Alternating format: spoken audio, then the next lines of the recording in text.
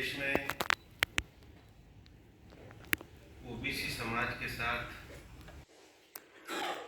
धोखा करने का काम, छल करने का काम हमेशा से कांग्रेस ने किया है। अगर कांग्रेस के मन में कभी सच्चाई रही होती तो काका कालेलकर कमीशन की रिपोर्ट आने के बाद कांग्रेस ने कोई दूसरा कमीशन ही नहीं बनाया। ये तो देश में से कांग्रेस गई तब जनता पार्टी में मंडल आयोग का गठन हुआ,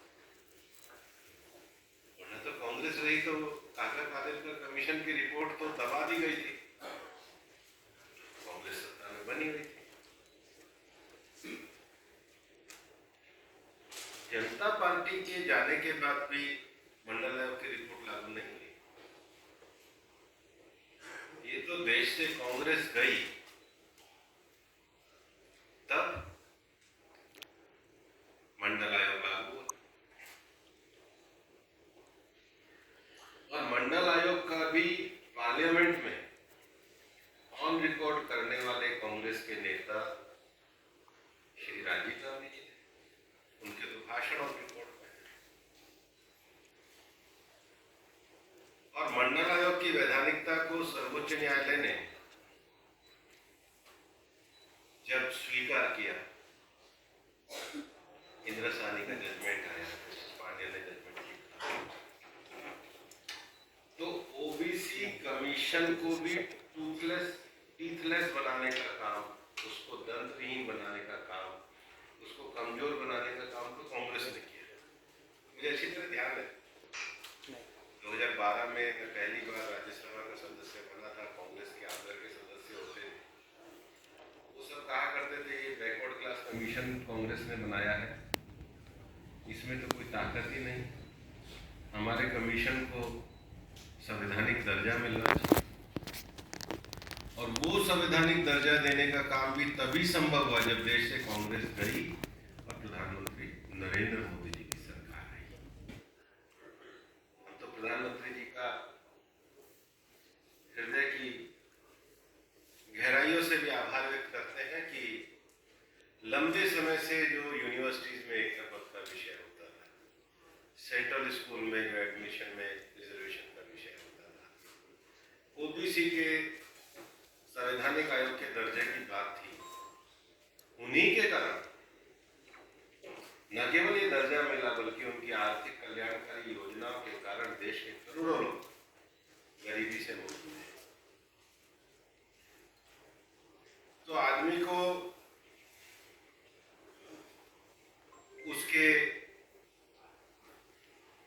इतिहास से तो कभी मुक्ति मिलती नहीं है, लेकिन वर्तमान में भी कांग्रेस की कथनी और करनी वैसी है। सबसे ताजा उदाहरण जिसके लिए मैं ये पत्रकार वार्ता कर रहा हूं, अभी मैंने भूमिका रखी, वो कर्नाटक है। मैं पृष्ठभूमि और भूमिका इसलिए आपके सामने रख रहा हूं, मैं उसको फिर दोहराना चाहता हूं। काका कालेलकर कमीशन की रिपोर्ट को दबाना और ओबीसी को इंतजार के लिए तड़पाना, ये कांग्रेस के राज में नंबर 1। मंडल आयोग का गठन कांग्रेस के जाने के बाद नंबर 2। मंडल आयोग की रिपोर्ट लागू होना कांग्रेस के जाने के बाद नंबर 3। मंडल आयोग की रिपोर्ट के बाद भी ओबीसी कमीशन को कोई स्टेटस ना देना, ये कांग्रेस के राज में। उनको संवैधानिक आयोग मिलना, ये कांग्रेस के जाने के बाद। और ईडब्ल्यूएस को भी रिजर्वेशन भारतीय जनता पार्टी ने दिया, कांग्रेस ने नहीं दिया। ना तो ये गरीब के साथ थे, ना ओबीसी के, ना SC/ST के। और उसका ताजा उदाहरण जो अब मेरी पत्रकार वार्ता का विषय है, वो इनका कर्नाटक का सर्वे तथाकथित उसको दर्शाता है। अब कर्नाटक में जिसको ये आइडियल स्टेट कांग्रेस के नेता राहुल गांधी जी कहते हैं, उसकी टाइमिंग, उसका इंटरनल कॉन्ट्रडिक्शन, ये इस बात को दर्शाता है कि सोशल जस्टिस कांग्रेस के लिए दिखावा है, प्रतिबद्धता नहीं। वो ये दिखाता है कि ओबीसी समाज को झांसे में लाना ये कांग्रेस की नीति है, न्याय देना उनका कार्य नहीं है। वो ये दर्शाता है कि कांग्रेस के लिए सोशल जस्टिस से ज्यादा इलेक्ट्रल इंजीनियरिंग है। वो ये दर्शाता है कि समाज के अंतिम व्यक्ति के जीवन में परिवर्तन लाने की अपेक्षा डाटा मैनिपुलेशन कांग्रेस की कार्य पद्धति है। वो ये दर्शाता है कि ओबीसी समाज के बहुतायत वर्ग को न्याय देने की अपेक्षा वोट बैंक का अपीजमेंट, ये कांग्रेस की पॉलिसी है। और 2014 में हिंदुस्तान के फ्रेजाइल इकोनॉमी बनने का सबसे बड़ा कारण यह था कि टैक्स पेयर की मनी में कांग्रेस ने भ्रष्टाचार किया, उसके ट्रस्ट को खोया। और इस बात का जवाब दे 24 में सबमिट हुई। सो इसकी जिम्मेदारी कौन लेगा? या तो फिर ये घूम रहे थे, ये मजे कर रहे थे जो ये करते आए। तो पहला मेरा एलिगेशन है कि कांग्रेस का झूठ उजागर हुआ है। कांग्रेस अपने इतिहास के उसी रास्ते पे चल रही है और ये कर्नाटक की एक्सरसाइज जो कॉस्टली एक्सरसाइज है, ये आखिर इसका जिम्मेदार कौन है? दूसरा, ये जो रीसर्वे है, ये रीसर्वे नहीं है कांग्रेस का, ये इनका एक पॉलिटिकल कवर है। और ये पॉलिटिकल कवर कांग्रेस कुछ कम्युनिटीज को भरमाने के लिए, कुछ को भड़काने के लिए, कुछ को अपीजमेंट की पॉलिटिक्स में लाने के लिए कर रही है। ये तो राहुल गांधी जी का मियर झूठा नारा है कि जितनी आबादी उतना हक। अब तो एक का ही है, वो परिवार का है, बाकी किसी का नहीं। क्या थी कि ये रिपोर्ट अब तक सार्वजनिक नहीं हुई और अब फिर से जाति सर्वेक्षण कराने की कांग्रेस ने घोषणा करी है। सरकारी खजाने के इस नुकसान का जिम्मेदार कौन है? दूसरा, कर्नाटक के मुख्यमंत्री श्री सिद्धरामैया ने नए जाति सर्वेक्षण पर कहा, यह मेरी सरकार या कैबिनेट का फैसला नहीं है, यह पार्टी हाईकमान का निर्देश है। तो वहां पे कोई नई नेशनल एडवाइजरी काउंसिल है जो मुख्यमंत्री की ऐसी बेचारगी? फिर मेरा तो स्पष्ट रूप से मानना है कि कांग्रेस के लिए ओबीसी एक वोट बैंक से ज्यादा कुछ नहीं है। इसलिए केवल इश्यू मेरा प्रश्न, विधानसभा और लोकसभा में जाति जनगणना के सर्वे वाली कांग्रेस का ये यू टर्न क्यों हो गया? आपकी ईमानदारी कहाँ है? आपकी ऑनेस्टी कहाँ है? आपका सामाजिक न्याय का कमिटमेंट कहाँ है? और मैं तो ये स्पष्ट रूप से पूछना चाहता हूं कि क्या कांग्रेस पिछले जाति सर्वे में तुष्टीकरण के आरोपों के दबाव में यू टर्न ले रही हो? कि पिछले सर्वे में कांग्रेस ने मुसलमानों को सबसे बड़ा वर्ग बताया 18%, 2015 में तो 12%। और मुसलमानों की सभी जातियों को ओबीसी 2B के वर्ग में रखा। इतना ही नहीं, श्रेणी 2B का आरक्षण 4% से 8% बढ़ाने की सिफारिश की है। और गोकालिंगा और लिंगायत की आबादी को भी जानबूझकर सर्वे में ठीक ढंग से नहीं दिखाया गया। और इसलिए मेरा ये मानना है कि कांग्रेस की ये राजनीति फिर उजागर हुई है कि इनका ओबीसी से कोई लेना देना नहीं, ये इनका केवल एक राजनीतिक ढिंढोरा है जिसको जनता पूरे अच्छे तरीके से पहचान गया है।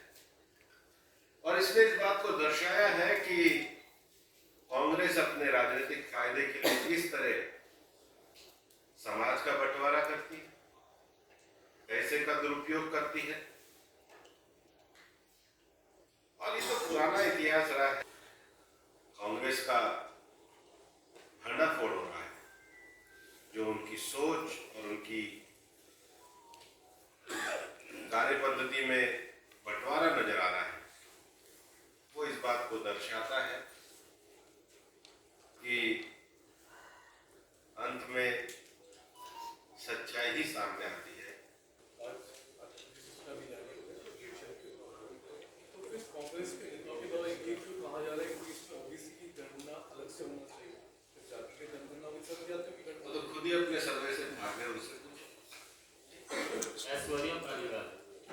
तो इनकी ऑपोजिशन अब ये कह रहा है कि उनकी डिमांड थी, इसीलिए भारतीय जनता पार्टी ये कास्ट सेंसस अब करवा रही है। और ये भी कहते हैं कि आगे जाके हमने जो भी किया पूरी तैयारी के साथ किया है, समाज के सभी वर्गों को तैयार करके किया। उन्होंने तो कुछ किया ही नहीं है।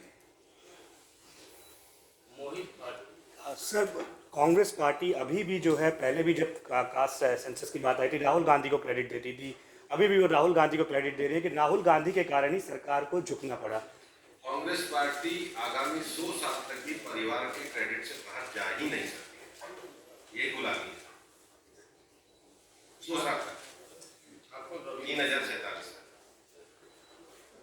जो परिवार का आएगा उसी को क्रेडिट देंगे। यही तो कांग्रेस है। ठाकुर रविंद्र सिंह। ओबीसी से ही जुड़ा मसला है कर्नाटक से पश्चिम बंगाल कोर्ट से जो पिछला फैसला ममता बनर्जी सरकार ने उन्हीं लोगों का नाम जोड़ दिया है, उन्हीं लोगों को ओबीसी में जो मुस्लिम समुदाय से, जिस पर कोर्ट को आपत्ति, इस पर आपत्ति है। ममता बनर्जी जी की सरकार तो पूरी तरीके से अपीसमेंट की पॉलिटिक्स में लगी हुई है। मैं तो कुछ दिनों पहले कलकत्ता में गया भी था, और मैं तो ये मानता हूं कि अपीसमेंट की पॉलिटिक्स के साथ साथ ममता बनर्जी की सरकार ने जो ओबीसी और ट्राइबल समाज के अंतिम छोर के लाभार्थ के लिए जो योजनाएं लागू होनी थी, जैसे पीएम जनमन योजना है, मतलब ट्राइबल कम्युनिटी में भी जो अंतिम छोर पे ट्राइबल है वो लागू नहीं होने देते। विश्वकर्मा योजना है। अब विश्वकर्मा योजना में ओबीसी समाज का जो विश्वकर्मा वर्ग है, 17 जातियां हैं, और जिनके हुनर है उनके लिए वो योजना नहीं लागू करते। आयुष्मान तो करते ही नहीं, और अपीसमेंट पॉलिटिक्स में सबसे आगे रहते हैं। और ये देश का ओबीसी वर्ग ये जानता है कि जो इंदिरा साहनी जजमेंट के जो भी सूत्र कोर्ट ने दिए थे, उसके तो पूरी तरीके से मजाक उड़ाने का काम ममता बनर्जी ने किया। और इसलिए हंसा रही जी की जो रिपोर्ट आई थी कि इंक्लूजन और एक्सक्लूजन की पावर का कैसा आर्बिट्रेरी दुरुपयोग हो सकता है, वो बंगाल की सरकार है। तो कर्नाटक वालों ने क्यों नहीं बनाया, उनसे पूछिए। तो आप इस पे कॉन्ट्रडिक्शन, अंतर्विरोध देखते हैं कि अंतर्विरोध तो उनके अंदर ही है। जयराम रमेश पवन गौर।